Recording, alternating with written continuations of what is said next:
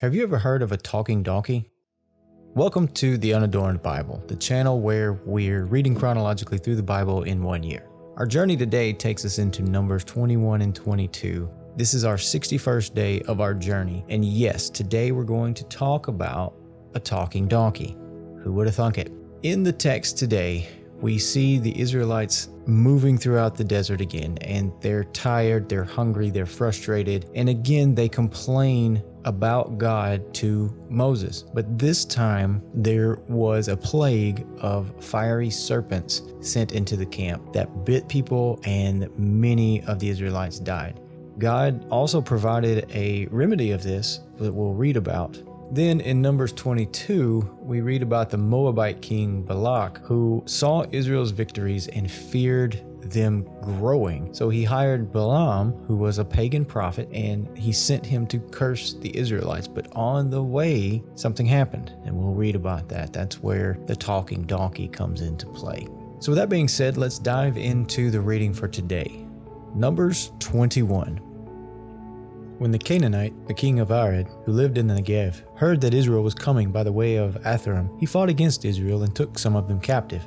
Then Israel made a vow to the Lord and said, "If you will indeed give this people into our hands, then we will utterly destroy their towns." The Lord listened to the voice of Israel and handed over the Canaanites, and they utterly destroyed them and their towns. So the place was called Hormah. From Mount Or they set out by the way to the Red Sea, to go around the land of Edom. But the people became discouraged on the way. The people spoke against God and against Moses. "Why have you brought us up out of Egypt to die in the wilderness? For there is no food and there is no water, and we detest this miserable food." Then the Lord sent poisonous serpents among the people, and they bit the people, so that many Israelites died. The people came to Moses and said, "We have sinned by speaking against the Lord and against you. Pray to the Lord to take away the serpents from us." So Moses prayed for the people. And the Lord said to Moses, "Make a poisonous serpent and set it on a pole, and everyone who is bitten shall look at it and live." So Moses made a serpent of bronze and put it upon a pole, and whenever a serpent bit someone, that person would look at the serpent of bronze and live. The Israelites set out and camped in Oboth. They set out from Oboth and camped at Abarim in the wilderness bordering Moab toward the sunrise. From there they set out and camped in the Wadi Zered. From there they set out and camped on the other side of the Arnon, in the wilderness that extends from the boundary of the Amorites, for the Arnon is the boundary of Moab, between Moab and the Amorites. Wherefore it is said in the book of the wars of the Lord, Waheb in Supah and the Wadis, the Arnon and the slopes of the Wadis that extend to the seat of Ar, and lie along the border of Moab. From there they continued to Beer, that is, the well of which the Lord said to Moses, "Gather the people together, and I will give them water."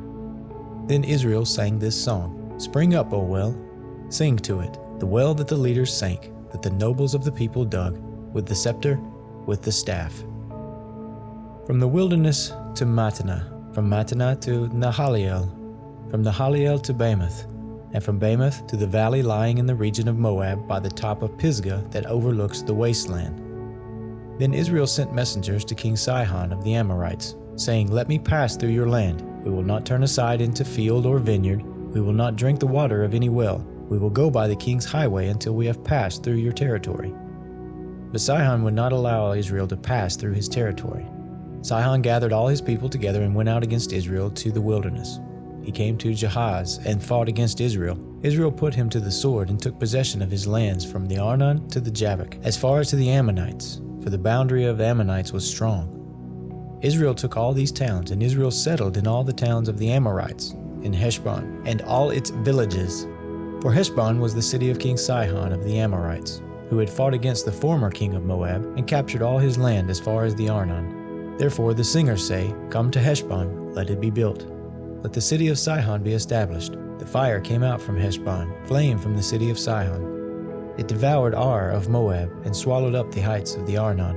Woe to you, O Moab! You are undone, O people of Chemosh. He has made his sons fugitives and his daughters captives, to an Amorite king, Sihon. So their posterity perished from Heshbon to Dibon, and we laid waste until fire spread to Medeba. Thus Israel settled in the land of the Amorites.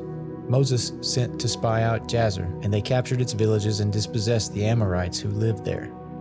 Then they turned and went up the road to Bashan, and King Og of Bashan came out against them, he and all his people, to the battle at Edrei. But the Lord said to Moses, "Do not be afraid of him, for I have given him into your hand, with all his people and his land. You shall do to him as you did to King Sihon of the Amorites, who lived in Heshbon." So they killed him, his sons, and all his people until there was no survivor left, and they took possession of his land. Chapter 22. The Israelites set out and camped in the plains of Moab, across the Jordan from Jericho. Now Balak, son of Zippor, saw all that Israel had done to the Amorites. Moab was in great dread of the people because they were so numerous. Moab was overcome with fear of the Israelites. And Moab said to the elders of Midian, "This horde will now lick up all that is around us, as an ox licks up the grass of the field." Now Balak, son of Zippor, was king of Moab at the time. He sent messengers to Balaam, son of Beor, at Pethor, which is on the Euphrates, in the land of Ammon, to summon him, saying, "A people has come out of Egypt. They have spread over the face of the earth, and they have settled next to me. Come now, curse this people for me, since they are stronger than I. Perhaps I shall be able to defeat them and drive them from the land. For I know that whomever you bless is blessed, and whomever you curse is cursed." So the elders of Moab and the elders of Midian departed with the fees for the divination in their hand. And they came to Balaam and gave him Balak's message. He said to them, "Stay here tonight, and I will bring back word to you, just as the Lord speaks to me." So the officials of Moab stayed with Balaam. God came to Balaam and said, "Who are these men with you?" Balaam said to God, "King Balak, son of Zippor of Moab, has sent me this message. Look, a people has come out of Egypt and has spread over the face of the earth. Now come, curse them for me. Perhaps I shall be able to fight against them and drive them out." God said to Balaam, "You shall not go with them. You shall not curse the people, for they are blessed." So Balaam rose in the morning and said to the officials of Balak, "Go to your own land, for the Lord has refused to let me go with you." So the officials of Moab rose and went to Balak and said, "Balaam refuses to come with us." Once again, Balak sent officials, more numerous and more distinguished than these. They came to Balaam and said to him, "Thus says Balak, son of Zippor, do not let anything hinder you from coming to me, for I will surely do you great honor, and whatever you say to me I will do. Come, curse this people for me." But Balaam replied to the servants of Balak, "Although Balak were to give me his house full of silver and gold, I could not go beyond the command of the Lord my God to do less or more. You also stay here overnight, so that I may learn what more the Lord may say to me." That night God came to Balaam and said to him, "If the men have come to summon you, get up and go with them, but do only what I tell you to do." So Balaam got up in the morning, saddled his donkey, and went with the officials of Moab. God's anger was kindled because he was going, and the angel of the Lord took his stand in the road as his adversary. Now he was riding on the donkey, and his two servants were with him. The donkey saw the angel of the Lord standing in the road with a drawn sword in his hand. So the donkey turned off the road and went into the field, and Balaam struck the donkey to turn it back onto the road. Then the angel of the Lord stood in a narrow path between the vineyards, with a wall on either side. When the donkey saw the angel of the Lord, it scraped against the wall and scraped Balaam's foot against the wall, and so he struck it again. Then the angel of the Lord went ahead and stood in a narrow place, where there was no way to turn either to the right or to the left. When the donkey saw the angel of the Lord, it lay down under Balaam, and Balaam's anger was kindled, and he struck the donkey with his staff. Then the Lord opened the mouth of the donkey, and it said to Balaam, "What have I done to you that you have struck me these 3 times?" Balaam said to the donkey, "Because you have made a fool of me. I wish I had a sword in my hand, I would kill you right now." But the donkey said to Balaam, "Am I not your donkey, which you have ridden all your life to this day?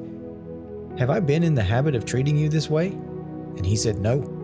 Then the Lord opened the eyes of Balaam, and he saw the angel of the Lord standing in the road with his sword drawn in his hand, and he bowed down, falling on his face.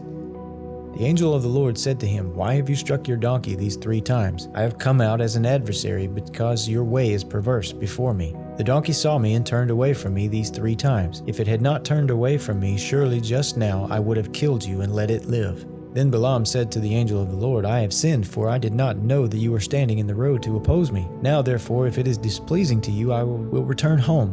The angel of the Lord said to Balaam, "Go with the men, but speak only what I tell you to speak." So Balaam went on with the officials of Balak. When Balak heard that Balaam had come, he went out to meet him at Moab, on the boundary formed by the Arnon, at the farthest point of the boundary. Balak said to Balaam, "Did I not sin to summon you? Why did you not come to me? Am I not able to honor you?" Balaam said to Balak, "I have come to you now, but do I have power to just say anything?" The word God puts in my mouth, that is what I must say." Then Balaam went with Balak, and they came to Kiriath-Huzoth. Balak sacrificed oxen and sheep and sent them to Balaam and to the officials who were with him. On the next day Balak took Balaam and brought him up to Bamoth-baal, and from there he could see part of the people of Israel.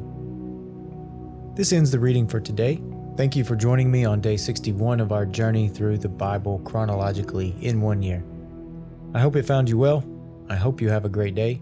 I hope you don't run into any talking donkeys, but I hope you come back tomorrow. Take care.